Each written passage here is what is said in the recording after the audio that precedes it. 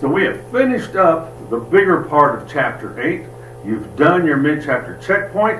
Hopefully you've taken notes over those 4 or 5 different lessons that we did together, and you had all those examples that you could look back at and see how to do the problems on your mid-chapter checkpoint. You used your glossary and your references, and you're able to get an A on it. If you didn't, then I'll be calling you back starting today as other people are going through the video, and we're going to work through it, and we're going to make sure that we get all the answers correct and that we understand it. At this point in Chapter 8, it seems like there's a sudden break and there's not a real connection, but I promise there is. Because of this little sign, this little line underneath the greater than less than sign, the equals, then we had to understand how equations work, algebraic equations work, to understand inequalities. Now, if you can remember back before Christmas break, I've taught you inequalities a few different times when we jumped ahead into the geometry part of our book. There were some review questions on the back that were inequalities. So I taught you inequalities a couple of different times and repeated it as I went through the videos over the past couple months. But now this is a focus on inequalities. The book does a really nice job teaching it, so you have a strong foundation stuff. The only weakness the book really has is it doesn't go deep enough. The NWEA is going to ask you some tough questions. The ISTEP will ask you some tough questions, tougher than what are in the book. The other aspect, and what's more important to me, is you have to have a really good foundation with these at the beginning of the 7th grade year. And as long as you follow along, and then you really pay attention to the next 2 lessons that we're going to do outside of the book, you'll be great to go in 7th grade and from this point forward dealing with inequalities. So when I have inequalities, then I have multiple solutions, which we'll look at here in just a second and what that means. But I have signs that I'm either going to use to write, or I'm going to have to interpret what it means. So greater than and less than you've been doing since you were a little person. But then we introduced this year, well, it could be less than or equal to. And it can be greater than or equal to. Here's the key point to greater than and less than. Being able to look at the sign and tell you, is that a greater than or less than sign, is not important to me. I know there's a lot of students that have struggled with that over the past several years. So I've just gotten away from identifying, well, that one is greater than and that one's less than. What I need you to understand is which way they point. So if you remember, since the beginning of the year, I've been telling you this, and you got to get it into your head to be successful in math from this point forward. You're going to use this in chemistry also. The arrow always is going to point to the smallest number. So if the arrow is pointing this way, I know the smallest number is over here. If the arrow is pointing this way, I know the smallest number is over here. With the equal then, I know that it could be equal to whatever this is, but it could be smaller. And if the arrow is pointing this way, it could be equal to this one, but smaller that way. So understand the arrow is always pointing to the smallest number is going to be key to being successful in the rest of Chapter 8 and the additional 2 lessons that I'm going to be doing with you, as well as moving forward from this point. So let's look at some words and terms that we talk about. Inequalities. Inequalities is a big fancy word, but I want to look at this word here. Solutions of inequalities. That's a big fancy word, but once again, inequalities just means exactly what it sounds like. Any, A-N-Y, quality. Inequalities means it could be any of those. When I look at the term solutions, what does that mean? Well, it's an S, isn't it? So that means it's plural. So I can have multiple answers. It's not lined up correctly. There we go. I can have multiple answers in my expressions. So when I look at these, and I keep in mind that the arrow is always pointing to the smallest number, then the examples in my book can make that really easy to understand. If I know where the smallest one is, the arrow is pointing left, so this has to be smaller. The arrow is pointing right, so this has to be smaller. This one's pointing left, this one has to be smaller. The arrow is pointing right, this one has to be smaller. When I look at the first 2, I know 8 is smaller than 11. When I look at that one, I know that -4 is smaller than 9. That's a given because I understand number lines. But when I have these variables, then I have to realize what it's saying. Plus the underlined tells me that it could be equal to. So I know that A could be 50, but it could also be anything smaller than 50. It could be a negative 1 million. We don't know. And on this one, x, well, it could be 3.2. But it couldn't go below 3.2 because that's the smallest number. So it has to be at least 3.2 and anything bigger because the arrow's pointing away from it. When we work with number lines, on number lines, we're used to these because we've used number lines since we were a little kid. And we put circles or dots on the number line to indicate where the number is. So if this one says that x is equal to 3, then I would put my point or my dot on the line where 3 is. If this says x is negative 3, same thing. I put the point on the line where the negative 3 would be. Inequalities is different. A point indicates something and a circle indicates something else. Hopefully you remember when I taught you these a couple of months ago.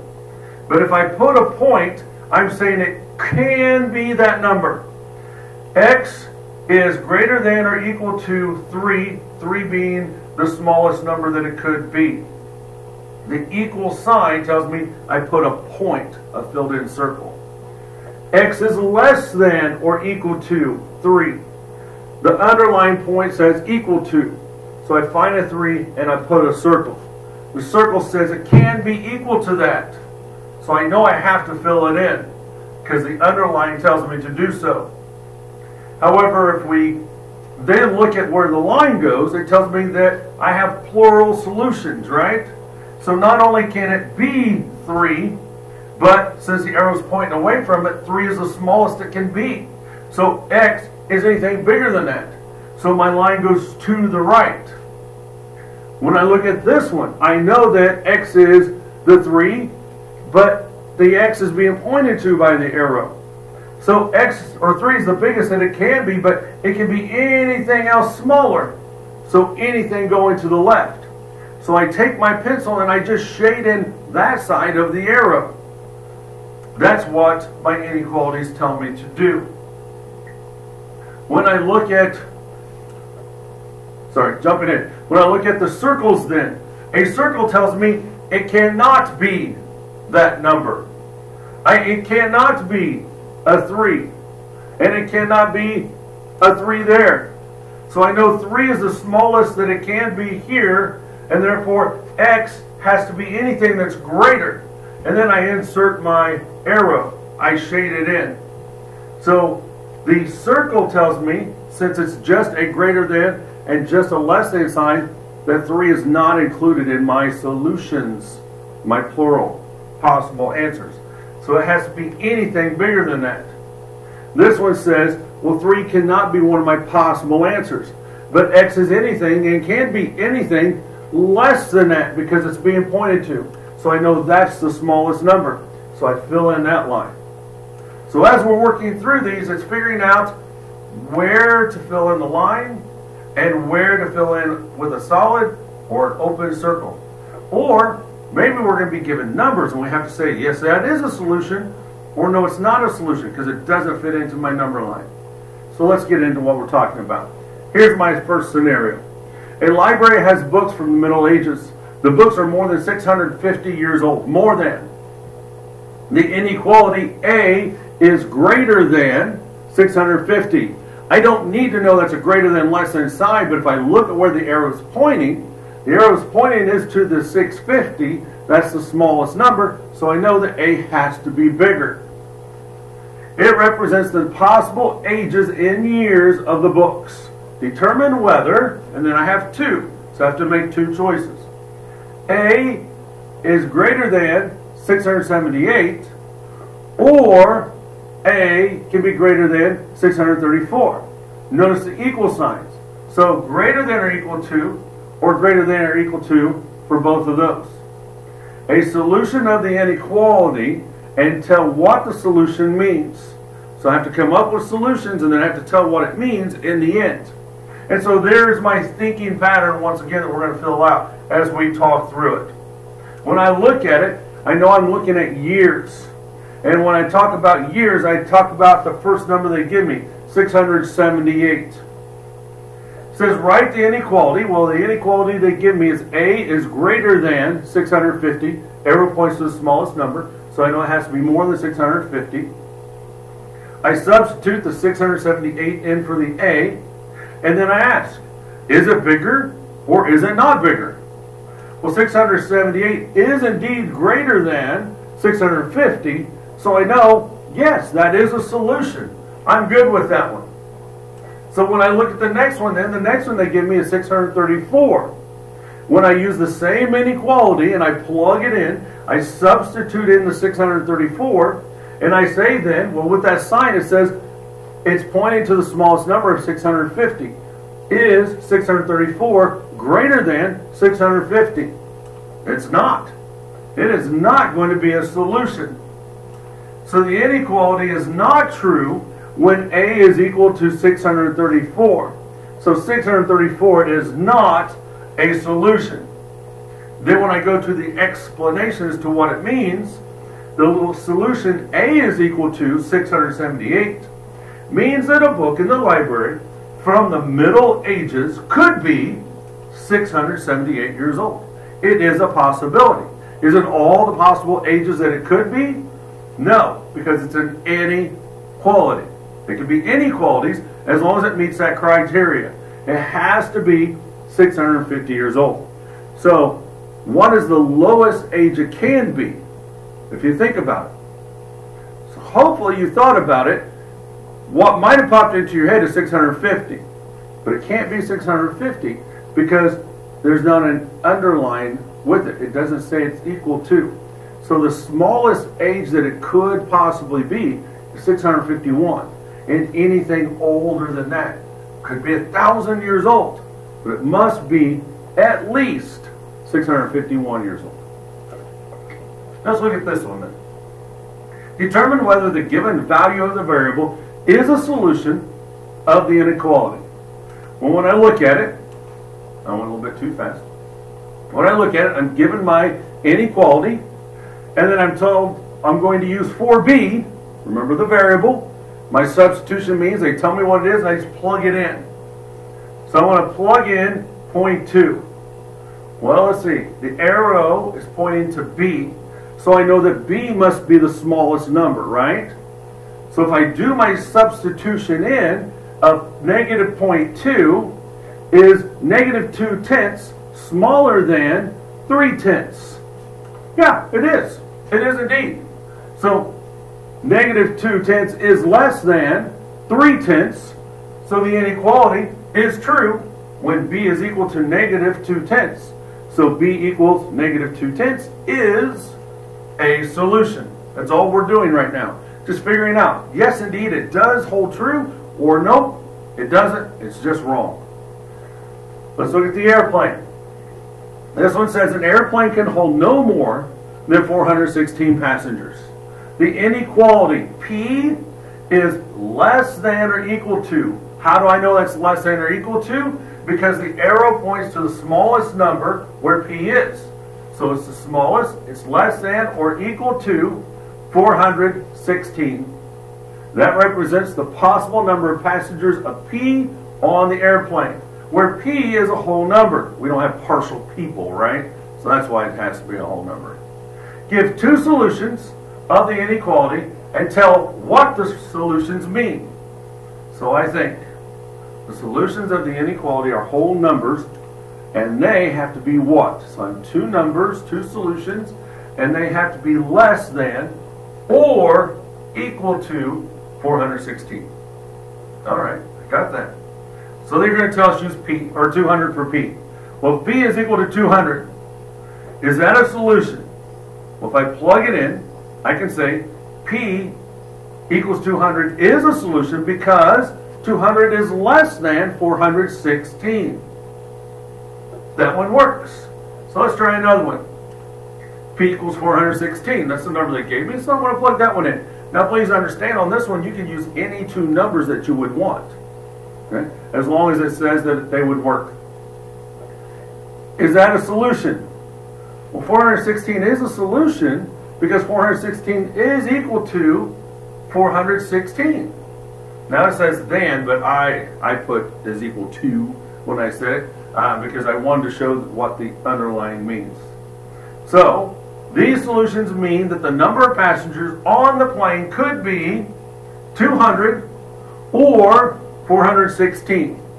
Now once again, you got to choose whatever numbers you want when you get to the problems like this. So you could have anywhere from one person all the way up to 416 people.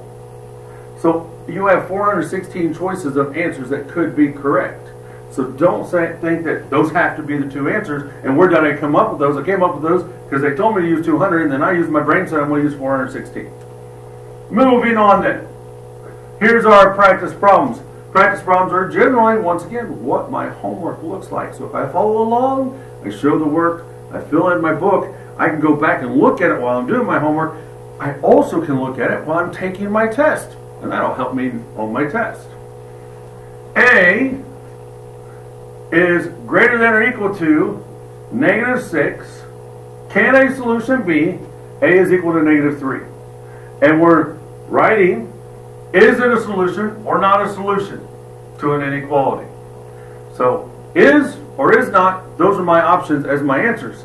Notice I'm not solving for A like we did at the end of our algebraic expressions.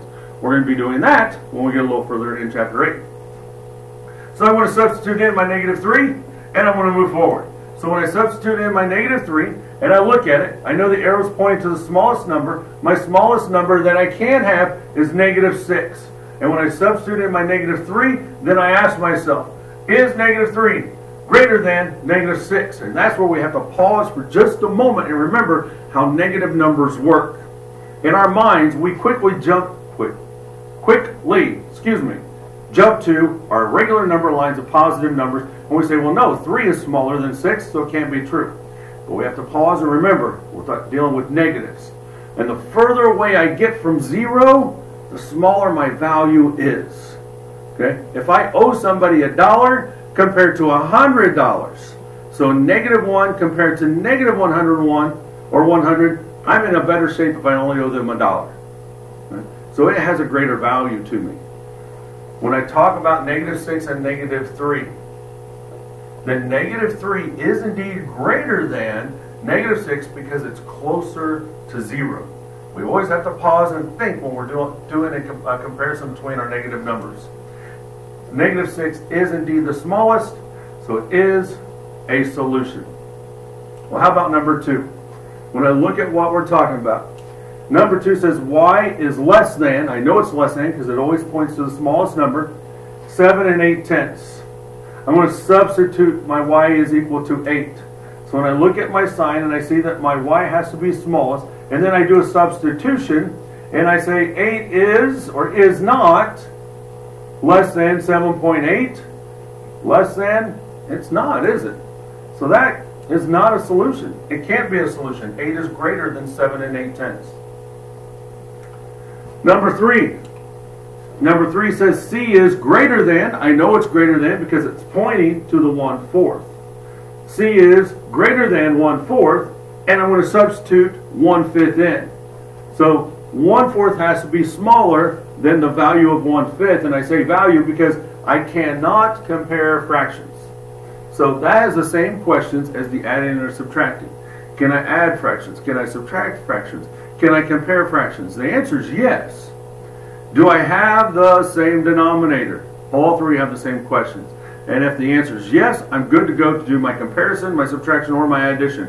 But if I don't, then I have to create common denominators. Do I have the same denominator? I do not. I have 4 and 5. So I line them up according to where they're going to be. I substituted my 1/5 in on the left of where my sign would be, and my 1/4 was on the right. Have to come up with a common denominator.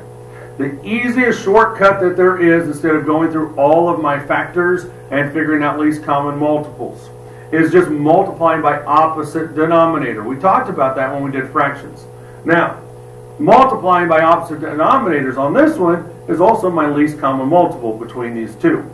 So I'm going to have my 4 over here. I'm going to multiply top and bottom by 4. Because anytime I change my denominator by multiplying by a number, I have to multiply by my numerator by the exact same number. And my opposite denominator over here is a 5, so I'm going to come over here. I'm going to multiply my denominator by 5, therefore I'm going to multiply my numerator by 5. and then I rename them. And multiply across, I end up with 4/20ths. And I multiply across, and I end up with 5/20ths. Which one is smaller now in my numerators? I don't need my denominator because I have a common denominator. But I have to look at my numerators. My smallest one is 4. So is 1/5 greater than 1/4? No, because it has to be the smallest over here, and that's not the smallest. So it's not a solution. Jumping down to number 4. When I look at number 4, I have x is less than. Notice it's the smallest one. Less than what? 3. But it also says equal to, doesn't it? Because it has that line underneath it. So it's not just the smallest one. It could be equal to as well. And when I substitute 3 in, and I see that 3 and 3, are they indeed equal or smallest? Yes, indeed they are. So x equals 3 is indeed a solution. What about 5? 5 says d is less than a negative 52/100ths. Can d be equal to a negative 51/100ths? Well, let's take a look at it. The d has to be the smallest because the arrow points to it. And when I look at it, and I have 51/100ths over here on the negative scale, and 52/100ths over here on the negative scale, and I think about once again how negatives work, which one's closer to 0? Well, negative 51/100ths is closer to 0, so that's not a solution, is it? It's not. Not a solution is my answer. When I look at the final one, then I have fractions, and once again, when I look at my fractions, man, I've got that uncommon denominator again. I know that t has to be greater than 2/3 because the arrow points to it. So the 2/3 has to be the smallest. And I really just don't know, because if I would divide something up, if I can't divide real equally, and I have this portion or this portion, which one is smaller? So let's do the math. It's always easier. And if I do the math on my practice problems, and I have questions like this on my homework, then I know how to do it.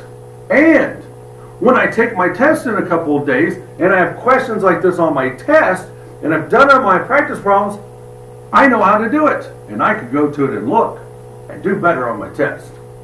So I'm going to put them in the right order. It tells me to substitute 3/4 in for t. It's going to go over here. I'm going to drop down my 2/3 then. It was on the right. And then I want to compare. I can't compare unless I have common denominators. Multiply by opposite denominators is the easiest way because I don't have to have them reduced. My 3 over here, I multiply denominator and numerator by 3. My 4 is over here, so I multiply my denominator and numerator by 4. Multiplying across gives me 2 new fractions, 9/12ths and 8/12ths. When I compare them, is 9 greater than or equal to 8? Yes, indeed it is. So I know that 8/12ths is smaller than 9/12ths. Therefore, 2/3 is indeed smaller than 3/4, and that is a solution. All right, so going through additional practice problems. It says copy and solve. Determine whether S is equal to 3/5, or S is equal to 0, or S is equal to 1/75 are solutions of the inequality. So I've got 3 problems to do, don't I? Wow. So if I have 3 problems to do, then I know showing work is worth 3 points. And then I have to know my answer. Well, how many answers could I have? Could one of them be a solution? Yeah. Could 2 of them be a solution? Yeah. Could 3 of them be a solution? Yeah. Could none of them be a solution? Absolutely. So I have to make sure I have the right answer. So each of these would be worth 4 points as I'm doing my homework. So notice I've inserted the word smallest. So on comparisons of inequalities or comparisons of numbers, if you really get confused with them, then what I would suggest doing is just going through and just writing an S or the word smallest, or even abbreviate smallest as SM on the side where the arrow is pointing. That way you don't forget. So the arrow is pointing to the right. I know that one has to be smaller. The arrow points to the left. That one has to be smaller or equal to. And this one points to the left, so that one has to be smaller. Then I can process the information that's given. I have to use 3/5, 0, and 1 75/100. So I have three different problems that I have to solve. So I'm going to start with looking at my inequality they give me. I'm going to copy it down, and then I'm going to start doing some substitutions. So in a workspace, on a separate piece of paper or whatever, unless you can write that small, most of you can't. I know I couldn't. I'm going to plug in all of those bits. So I'm going to use 3/4 where my S is. I'm going to use 0 and compare where my S is, and then 1 75/100 and compare where my S is. When I plug them in, S is equal to 3/4. Is 3/4 greater than -1? Well, once again, our mind wants to jump ahead to what we've learned since we were little, instead of pausing and thinking when it comes to negatives versus positives. Any positive number, any neutral number, is greater than any negative number. So even though it's a fraction and we know 3/4 is less than 1, this isn't actually 1, is it? It's a -1. So yes, indeed, 3/4 is greater than -1. I'm good to go. 0 is greater than -1 because that's that neutral number. It's not positive, it's not negative, it's in the middle, it's, just 0. But it's still greater than -1. Would you rather have no money to your name, or would you rather owe somebody $1? Well, I'd rather have no money to my name than have to owe somebody. Then the last one, is 1 75/100 greater than -1? It is. So I've shown all three, yes, yes, yes, and then I put, they're all solutions, all three of them. You could put 3/4, 0, 1.75, 1 75/100. That would work also as an acceptable answer. So let's look at number 8. My arrow is pointing to the left, so my S is on the left, so I know that it has to be smaller than 1 2/3, and I have to compare it with what? Comparing it to 3/5, 0, and 1 75/100 once again. So let's do it. It can be smaller or equal to the 1 2/3. 3/4, 0, and 1 75/100. So I got to do some things here. Is 3/4 smaller than 1 2/3? Absolutely. Do I need to have comparable denominators? I don't, do I? Because if I have one whole, and this is less than 1, I know it's less than 1 because there's not a whole number with it, I automatically know that it is indeed less than 1 2/3. How about 0? Yeah, 0 is less than any positive number. It could be a positive 0.1, and 0 is less than it. So 0.01, yeah, 1 cent is still having more money than 0. So it also works. 1.75, well, I could change that into a fraction, a mixed number, and then come up with a common denominator. Or, really what's easier, I know that's 1 point something, and if I take my handy dandy calculator, 2 divided by 3 equals, I find out that it's 1.6666666666, so on and so forth until I run out of air. 1.75 is not less than 1.66, so I know that cannot be equal, or cannot be equal or less than the 1.66. So I have 2 solutions on that one. 3/4 works, and the 0 works. Well, how about number 9? S is less than 0.43, less than 43/100. And once again, I have 3 that I have to look at. I have to use 3/5, 0, and 1.75, 1 75/100. So let's see, plug those in. So I have 3/4. Once again, I have a fraction compared to a decimal. I can put 43 over 100, and then I have to change that into having 100, which would be 75 over 100. Or I could just take my numerator divided by my denominator. 3 divided by 4 gives me 0.75. I know 0.75 is indeed not less than 43/100. So 7 or 3/4 cannot work as a solution. How about 0? Yeah, I know that is automatically because 0 is less than any positive number, even 0.1 or 0.001 or whatever number I use. So as long as it's more than 0, I know it is smaller. How about 1.75? Well, once again, I know that one can't be it. Why can't it be it? Because this is less than 1. There's not a whole number in front of my decimal, is there? So I have a 1 in front of here. It has to be bigger. So when I plug that in, I only have one solution. Now, don't leave it blank and tell me, well, that is my answer for my solution. No, it's not. A blank is not the same as having the number 0. You must show me that 0 is your solution. All right, so then I have give 2 solutions of the inequality. Oh, wait. It's your turn, isn't it? All right, so what I want you to do is I want you to work through all 3 of these. Show me that you can come up with 2 solutions for the inequality. Write them on your line. Pause the video now and unpause it when you come back and you have your answers. So hopefully you have at least 2 answers. Wow, the possibilities of your answers can be tremendous, can't they? Because an inequality tells me I can use any quality at all as long as it's true, because it has to be a solution. So I chose -1 and 2. Maybe you did as well, but the likelihood that you chose the same 2 numbers that I did out of all the possible numbers that are there is very unlikely. However, when I look at it, I know E has to be less than 3. So I just went one step back and I said, well, that's a 2. So 2 is a possibility. And then I just chose an easy negative number. I could have put a 1, a 0, a -1, -2, -3, -4, all the way until I got tired of writing and end up dying on my deathbed because I got so old by writing numbers. All of those would work because it's inequality that holds true to being less than 3. How about number 11? Number 11 says P has to be greater than, because the arrow is pointing to -12. So I chose -12 and 0. Why did I choose -12?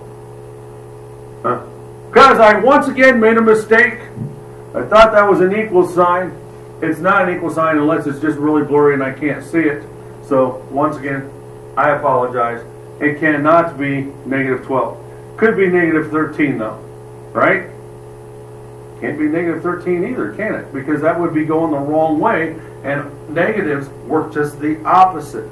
So if it's going just the opposite, it could be a -11, right? -10, -9, 8, 7, 6, 5, 4, 3, 2, 1, 0 works. And anything positive moving forward would work. This one does indeed have an equal sign. So when I look at Y and it says that it has to be greater than or equal to 5.8, I could indeed use the 5.8 because it could be equal to. And then anything larger than that, I could put 5.9. I could put 6. I can put 1,000,000 if I want to. I just chose 10 randomly. So once again, your possible answers could be crazy numbers, as long as you don't do a mistake like I do.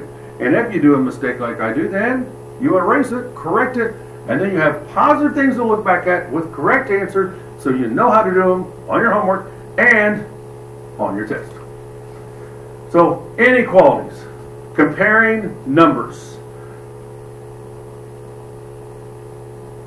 What's the key to all 4 things? You need to remember that the arrow always points to the smallest number. Second point, the underline means it can be equal. That's the video that introduces you to the basic work of inequalities. 8.9, 8.10 are going to be a little bit more difficult, and then we're going to have 2 lessons outside of the book that are even more difficult, combining the idea of algebraic equations as well as integers with inequalities. So look at the board for your assignment, work on it. If you have any questions, please come and ask. If you didn't take your notes in your video, I'm going to ask you to see your book. I want to see your notes. And when you take your notes, once again, it's not just hearing me. It's engaging your ears with your brain, listening, and understand what I'm asking you to do, and you're following along. Then if you have any questions, please come and ask.